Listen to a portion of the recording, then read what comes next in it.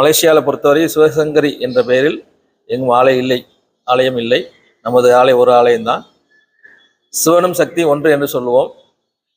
இந்த சிவனும் சக்தி அமைந்த நாமம் கொண்ட ஒரே நாமம் கொண்ட பெயர் சிவசங்கரி என்று அழைக்கப்படுகிறது.